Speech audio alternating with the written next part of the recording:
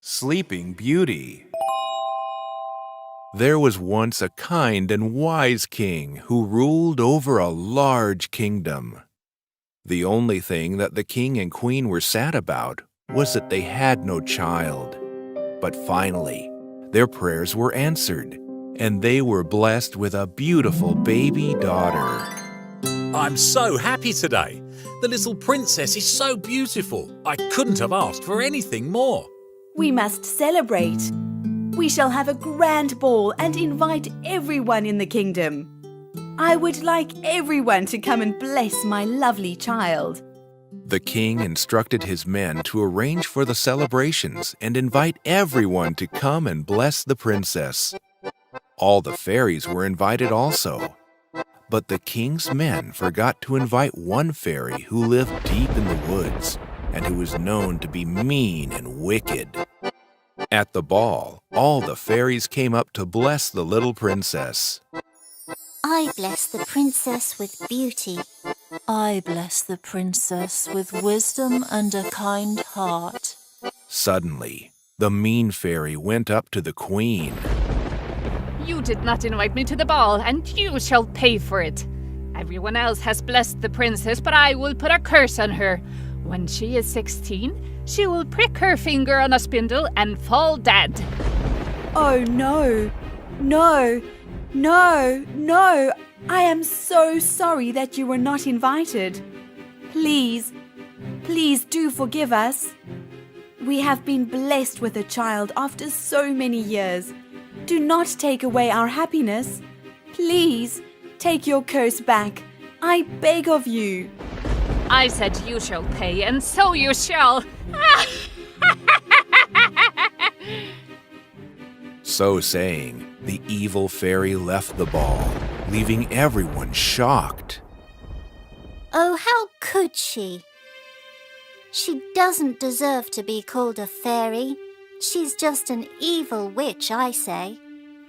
I don't think I will be able to bear this. My dear fairies, isn't there anything you can do to break this curse? All the fairies got together to see what they could do.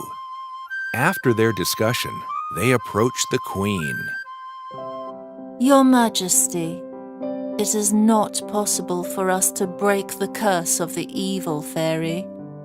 But what we can do is make sure that the sweet princess will not die, but fall into a deep sleep for 100 years. Then the kiss of a young prince will awaken her. But by then we shall all be dead, and when she awakens, she will not recognize anyone. Oh, how will we enjoy seeing our daughter grow? Once again, the fairies put their heads together to find a solution, and after discussing for some time, they went back to the queen. Your Majesty, we have thought about this. When the princess falls into a sleep, everyone in the palace will also fall asleep, and when she awakens, the whole palace will awaken with her. This way she will know everyone. There was nothing more anyone could do, and everyone was very sad. Listen, everyone. First thing tomorrow morning, go out and destroy all the spindles in the kingdom. Not a single spindle should be left. The king's men set out the next morning and broke and burned every spindle they could find. However, they did not see an old spindle lying in a small, dusty room in the palace itself. Years passed. The princess grew up to be a beautiful and kind young lady. Everyone in the palace loved her. She spent her days roaming around the palace and in the beautiful gardens outside. And then, the princess turned 16. People came from far and away to wish her. I am so overjoyed to see our daughter grow up to be such a gracious and charming young lady. But now the curse of the evil fairy is coming back to haunt me. Let us not worry, my dear. I've done my best to ensure that all the spindles in the kingdom have been destroyed. If there is no spindle, the princess will not be able to prick her finger on it. I know. But the face of that evil fairy and her horrible curse just won't leave me in peace. The princess spent the entire morning meeting all the people who had come to wish her on her 16th birthday, and then went to her room to rest. In the evening, she decided to be by herself and explore some parts of the large castle that she had not seen. I never realized the palace was so huge. I don't remember ever seeing these rooms before. Oh, what is this? It seems to be some sort of tunnel. I wonder where it leads to. The princess was very curious and started to go along the tunnel, which led to a dusty room full of old things. I never knew there was a room full of such old things in the palace. Oh, there seems to be a light coming from the far corner and some funny sound. I wonder what it could be. The princess made her way to where she could see the light and hear the sound. When she went near, she was surprised to see an old woman sitting and working with some yarn on some kind of rod. The princess did not know that that was a spindle, as her father had instructed that all the spindles in the kingdom be destroyed. And alas, the old woman sitting there was none other than the horrible fairy who had cursed the princess. She had somehow entered the palace, and with a spell, she had made the princess follow the path to the old dusty room. Hello? I don't think I've seen you before in the palace. What are you doing? I am spinning yarn, can't you see? Oh, I'm so sorry, but I've never seen anything like this before. Would you like to try it? It is not very difficult, you know. The poor princess had no idea about the evil plan of the wicked fairy, and eagerly agreed to try her hand at the spindle. And, as the witch had cursed when she had been born, she pricked her finger, and immediately fell into a deep slumber.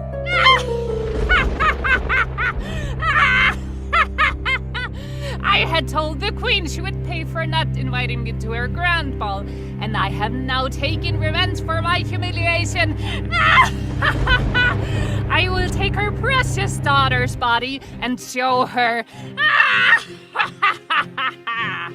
The evil fairy carried the princess to the main part of the palace to show the queen how she had taken her revenge for her insult. But what a strange sight met her eyes! Time had come to a total standstill, and everyone in the palace seemed to have just frozen in whatever act they were performing. Hey! What is this? What has happened to all these stupid people? The evil fairy did not know that the good fairies had changed her curse, and that the princess, together with all the other people in the castle, had fallen into a deep, deep sleep. My revenge is complete, but I would have been happier to see the queen's expressions on seeing her dead daughter. Well, it's time for me to be on my way. Away walked the evil fairy from the palace, not knowing the princess was not dead. 100 years passed, and everything and everyone in the palace remained frozen in time. But the beautiful gardens around the palace were overgrown with wild plants, and now looked like a thick forest. In fact, the palace could now not be seen by anyone who was passing by. One fine day, a prince from a neighboring kingdom was out hunting. He was an adventurous fellow and was not scared to go into the deep forest. Suddenly, the prince happened to see something much farther ahead. Goodness gracious, whatever can that be? It looks like the tip of a tower. But why would there be a tower in the middle of such a dense forest? I have to see for myself. The prince cut through all the wild plants and bushes growing along the way, his feet crunching on the fallen twigs, till he finally reached the palace. I can't believe my eyes.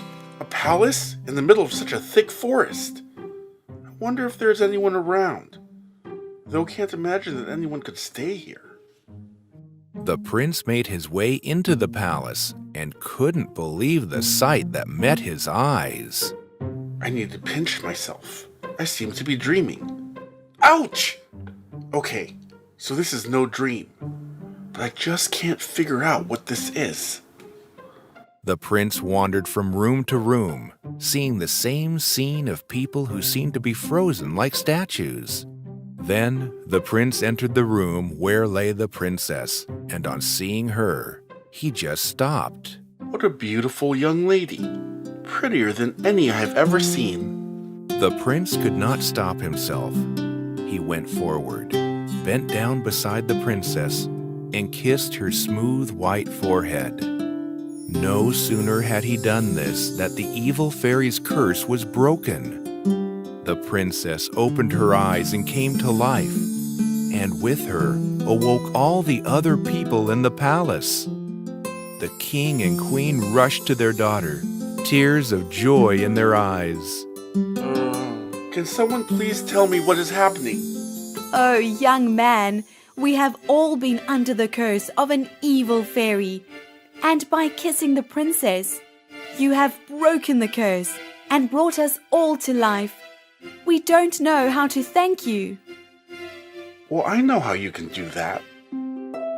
I fell in love with your daughter as soon as I saw her, and you would make me the happiest man by giving me your daughter's hand in marriage.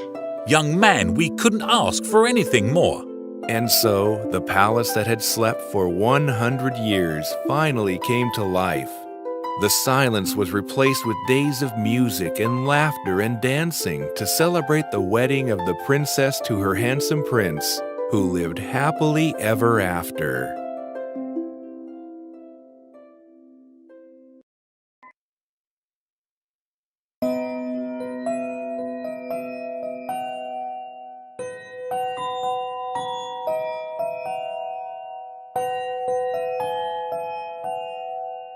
Thumbelina. There was once a woman who was very lonely and decided to go visit her friend, the fairy.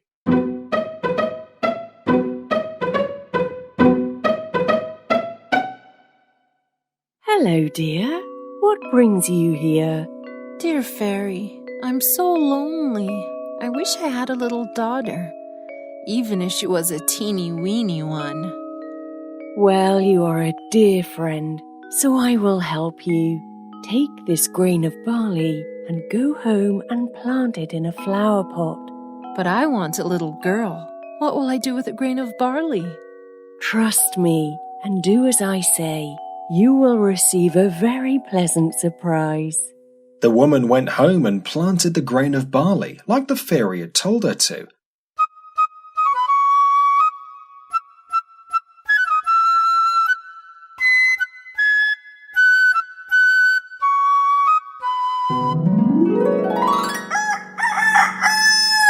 The next morning, she was amazed to see that the grain had grown into a beautiful flower resembling a tulip, with its soft petals still shut tight. This is so beautiful. I have never seen anything like it. The woman held the flower tenderly and kissed it.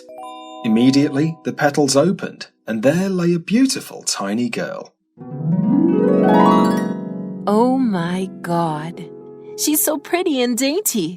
I shall call her Thumbelina. And I must thank my friend the fairy for such a lovely gift. The woman gently lifted the little girl from the flower.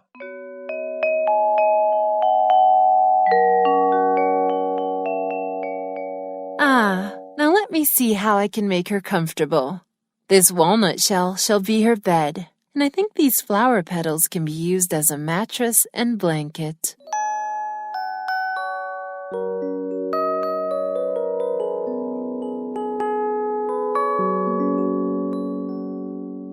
The woman placed Thumbelina on a tulip petal floating on a plate during the day. How happy Thumbelina was! She drifted around on her little lake, singing in the most sweet voice ever.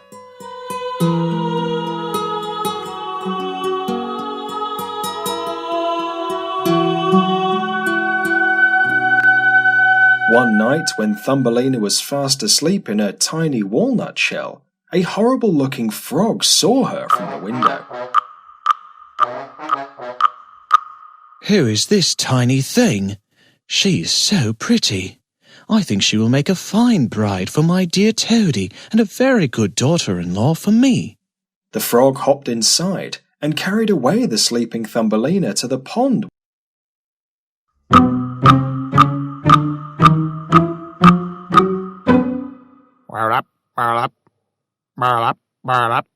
Oh, where are you? I am so hungry.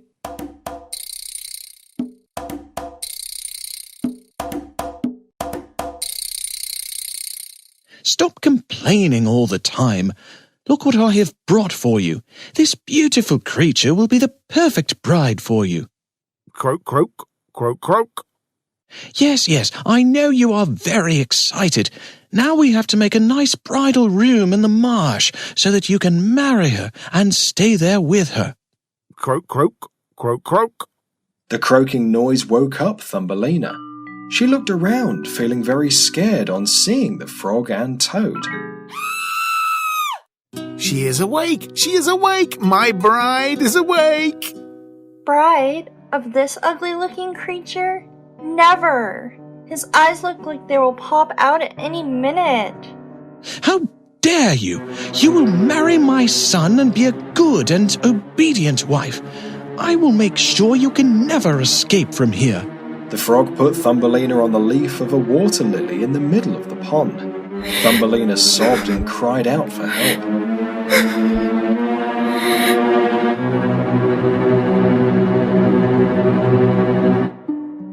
Help! Help! Someone please help me! Some fish swimming nearby had seen and heard everything. Look at that poor dear sobbing her heart out. That horrible toad will make an awful husband. Friends, we must not allow the nasty frog and her ugly son to get away with their horrible plan. Come, let us nibble at the root of this lily and set it free.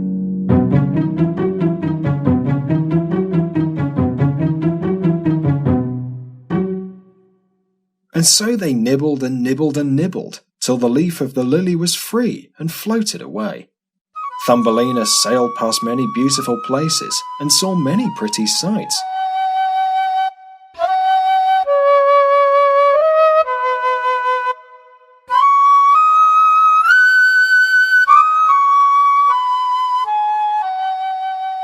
One day, a big cockchafer saw her and carried her away to a large tree.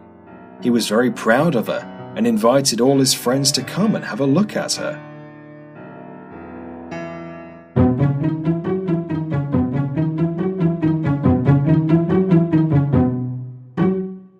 She looks so weird. She's actually ugly. And she's not one of us. So how can you even think of marrying her? Are you out of your mind? When all his friends said the same thing, the cockchafer thought they might be right. So he put Thumbelina on the ground and flew away. Poor Thumbelina. She walked and walked in the wood, eating whatever she could find and drinking the dew on the flowers. Summer turned to autumn, and soon the bitter cold winter arrived.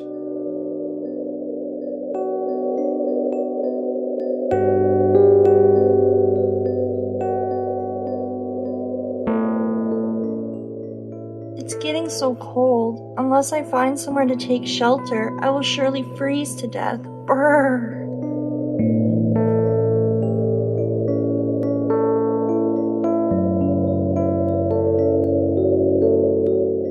As Thumbelina was walking in a field, she suddenly came across a tiny door.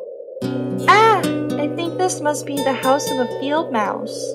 I hope it is a kind mouse who will give me something to eat and let me stay for some time. Thumbelina knocked on the door, and very soon it was opened by a mouse. I'm very hungry. Could you please give me something to eat? What are you doing out in the cold? Come in and warm yourself near the fire. You can share my dinner. I have some hot soup and cheese and bread. Thank you so much. You are so kind. Soon Thumbelina had eaten a nice meal prepared by the mouse, and feeling tired, she just wanted to sleep for some time. Your house is so warm and cozy. May I sleep here tonight? I am really tired after walking for so long. Well, if you have nowhere to go, you can certainly rest here. In fact, if you can keep my house neat and clean, you can stay here for the whole winter. Can you do that? Of course, thank you so much.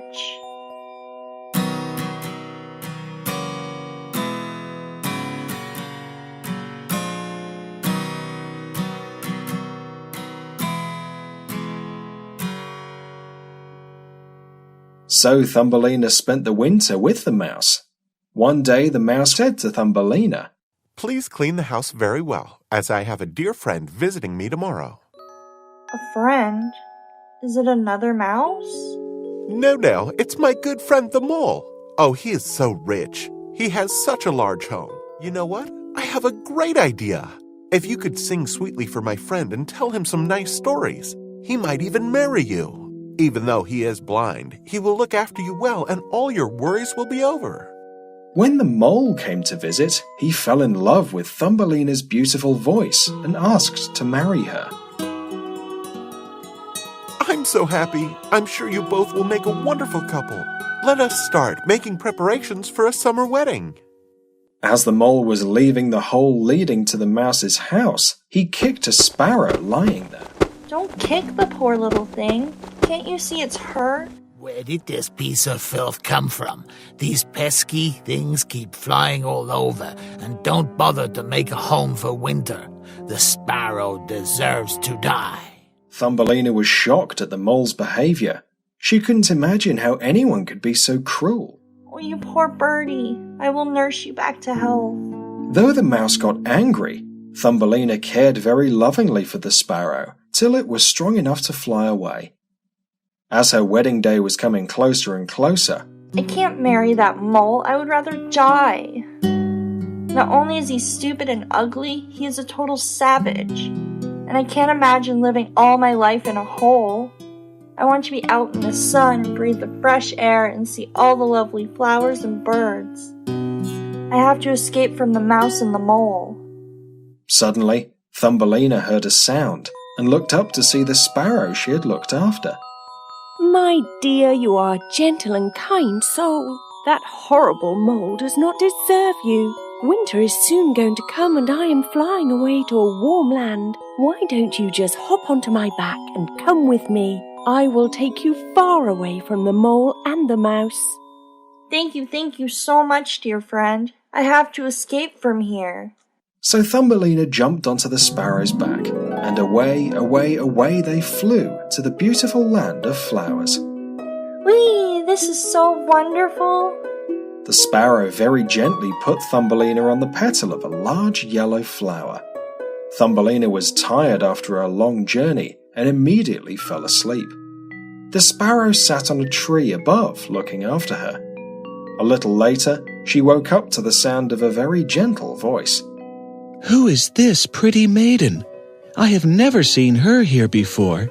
Thumbelina got scared on seeing the stranger. Oh, don't be afraid. I am the king of flowers. I have never seen anyone as beautiful as you. Will you be my queen? Suddenly, Thumbelina's friend the sparrow flew down. Thumbelina, this is the king of flowers. He is a very, very kind man, and everyone here loves him, I know. So, my dear, what do you say? Will you be my wife? The king was so kind and handsome. How could Thumbelina refuse? And so she married the king and became the queen of flowers, living happily ever after.